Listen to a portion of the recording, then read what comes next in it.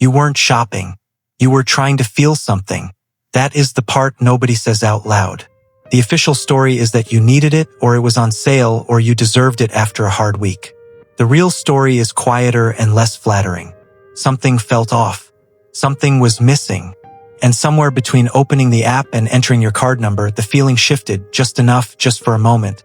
And that moment was enough to complete the transaction. You have done this. Most people have. The question is not whether it happens. The question is why, and whether understanding why changes anything. Start with the simplest version. You are standing in a store, or more likely, you are lying in bed at midnight, phone in hand, light too bright for the hour, and you are not thinking about the thing you are about to buy. You are thinking about something else entirely. A conversation that went badly. A deadline that is coming. A version of your life that feels slightly out of reach. The thing you are buying is not the point. The buying is the point. This is called retail therapy, and the name makes it sound harmless. Almost quaint. But the mechanism underneath it is the same mechanism behind a lot of behaviors that are harder to defend.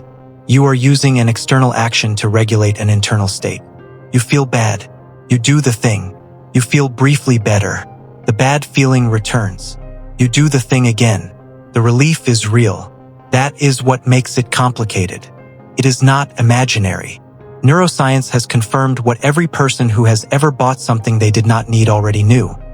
The anticipation of acquiring something activates the brain's reward circuitry. Dopamine rises. The future version of you with the thing feels better than the current version without it. The purchase is, in a very literal sense, a mood intervention. The problem is that the intervention wears off. Usually within hours. Sometimes within minutes. And the thing you bought, the thing that was going to change something, is now just a thing. Sitting there. Still in the bag, often. And the feeling that sent you to buy it is still there too, unchanged, waiting. There is a more specific version of this that is worth naming.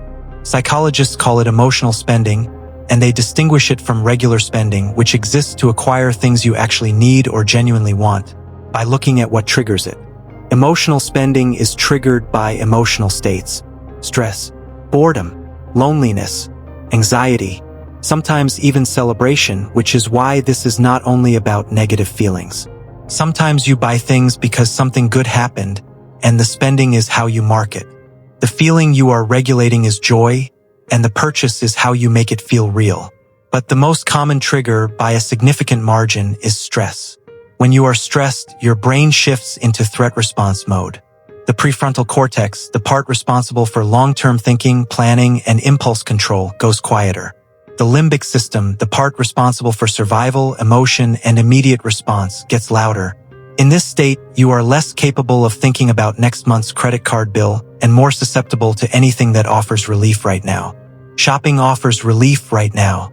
It offers the sensation of agency, of making a decision, of choosing something.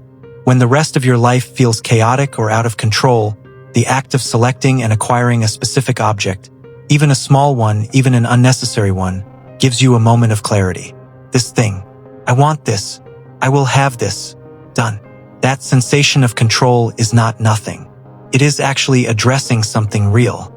The problem is that it is addressing it in a way that does not last and often makes the underlying situation slightly worse. There is something that happens around money and identity that is worth spending time on. The things you buy are not just things. They are, at least in part, signals. To other people, to the world, and most powerfully, to yourself. When you buy the nicer version of something, you are not only acquiring a better object. You are temporarily inhabiting a better feeling version of yourself. Someone who buys good things. Someone who can afford to. Someone who has, in some way, arrived. This is not vanity. It is something more fundamental. Human beings construct their sense of self partly through what they own, wear, live in, drive, and carry.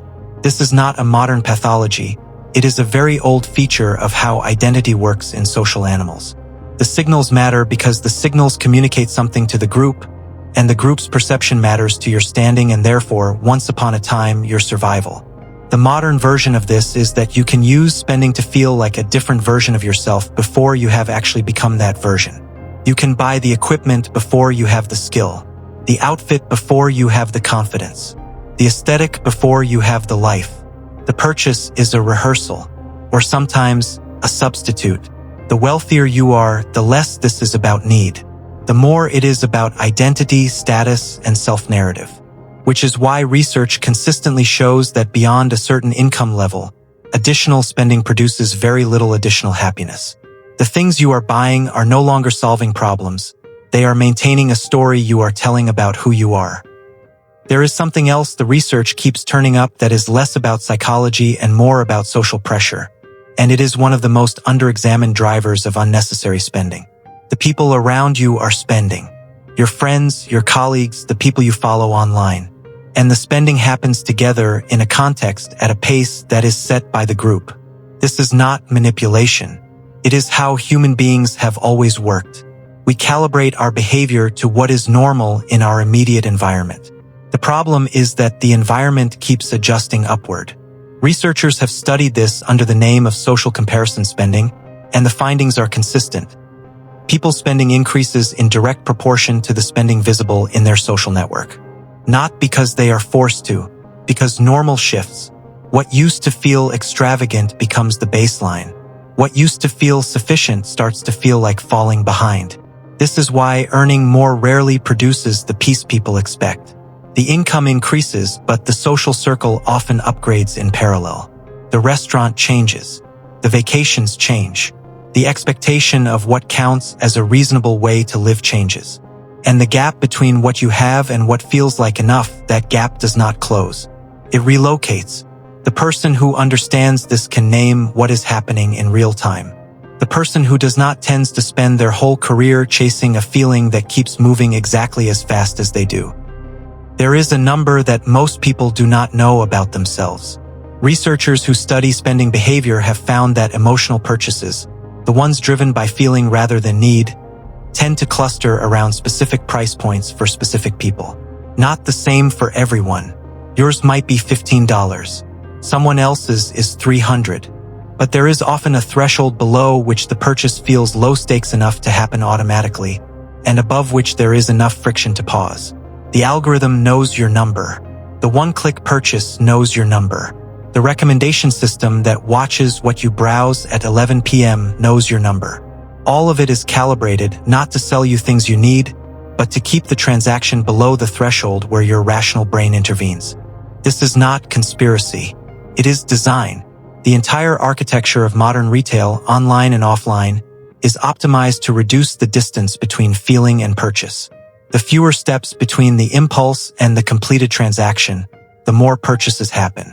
The more purchases happen, the better the system works. You are not a customer with a problem to solve. You are a conversion rate. Understanding this does not make you immune, but it changes the frame slightly. The battle is not between you and your weak willpower. It is between you and an industry that has spent decades and billions of dollars engineering the path of least resistance directly into your emotional state. Which means the answer is not to be stronger. It is to add friction. Deliberately. Remove saved cards. Delete apps. Add a waiting period 24 hours, 48 hours between the impulse and the action. Not because you cannot have the thing, but because most of the time, the feeling that was driving the purchase will have shifted by then. And you will look at the item in your cart and wonder what you were thinking. Sometimes you will still buy it. That is fine. The point is not to never buy things. The point is to be the one making the decision. Here is the version nobody wants to admit. Sometimes you buy things you do not need because it is easier than dealing with what you actually need. You need rest, so you buy something instead. You need connection, so you buy something instead. You need to address a problem at work, in a relationship, in yourself, and the problem feels large and the buying feels manageable, so you buy something instead. This is avoidance with a receipt. And it works in the short term because it gives you something to focus on that is not the actual thing. The research, the choosing, the waiting, the unboxing, all of it is absorbing. All of it fills the space where the harder thing was. And for a while, maybe even a long while, that works. Until it does not. Until the thing arrives and the feeling was not about the thing at all. Until the credit card statement makes the actual problem larger. until the closet is full of rehearsals for a version of yourself you never quite became. There is a specific version of this that tends to appear at particular points in life, not randomly, at transitions. When something in your life is changing, when a relationship is ending, when a job is uncertain, when an identity you held feels like it is slipping, the spending tends to increase. Not because you planned it, because the transition creates exactly the conditions that emotional spending thrives in. Uncertainty, a disrupted sense of self, the feeling that the ground has shifted. You are not buying a new wardrobe. You are trying to build a new version of yourself in a hurry, using the fastest available tool. The wardrobe is the visible version of a much larger internal project that has not yet found its real form. This is not pathological. It is human. The problem is only that it tends not to work, and tends to leave a financial residue long after the transition has resolved. The clothes remain. The credit card balance remains. The internal work that was being deferred by the spending still needs to happen, now alongside the financial cleanup. The people who navigate transitions well are not the ones who don't feel the pull toward spending. They are the ones who recognize what the pull is actually about, and find at least some of the real thing alongside the substitute. The question worth asking is not why you do this. You do this because you are human, and humans regulate emotional states through behavior, and shopping is an available, socially acceptable, immediately rewarding behavior that your phone has made frictionless to the point where it can happen faster than a conscious decision. The why is not mysterious. The why is almost universal. The more useful question is, what are you actually trying to feel? Not in the abstract. Specifically, when you open the app late at night or wander into a store not because you need anything but because you needed somewhere to go, what was the feeling before the impulse? What were you trying to get away from or get toward? Most people have never asked this in real time. They notice the purchase after the fact. Sometimes they feel guilt. Sometimes they feel nothing. The spending becomes automated enough that the emotional trigger is invisible. But it is there. It is always there. And if you can catch it, not to stop yourself necessarily, but just to see it, you start to understand something about yourself that the purchase was obscuring. There is a way out of the loop, and it is not discipline. Discipline is what people reach for because discipline sounds like the right tool for a spending problem. You need more willpower, more control, a stricter budget, a rule that says no. These work sometimes. They do not work consistently because they are treating the symptom. If the spending is functioning as emotional regulation, removing the spending without replacing the regulation is like taking away someone's coping mechanism and handing them a spreadsheet. What actually works is slower and less satisfying. Learning to tolerate the feeling that was sending you to the app. Sitting with boredom without immediately filling it. Sitting with stress without immediately soothing it. Sitting with loneliness or inadequacy or that low hum of not quite right that doesn't have a name, without immediately reaching for something that will make it quieter. This is harder than it sounds. Not because people are weak, but because the discomfort is real and the relief is real and the phone is right there and the algorithm knows exactly what to show you. But each time you catch the feeling before the purchase, you learn something. You learn that the feeling is survivable without the intervention, that the discomfort has a ceiling, that it will pass even without the thing. And slowly the loop gets smaller. Not gone, it does not tend to go entirely, but smaller, slower, more visible. There is one more thing worth saying because it often gets lost in conversations about spending. The feelings that send you to buy things are not wrong. Stress is real. Loneliness is real.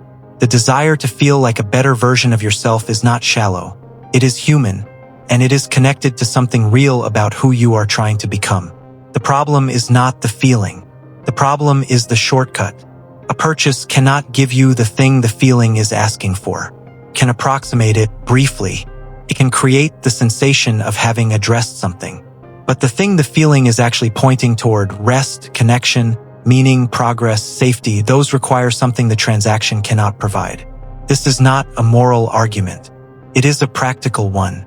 If you are using spending to solve a problem that spending cannot solve, the problem will keep sending you back to spend. The bill gets larger. The closet gets fuller. The feeling remains.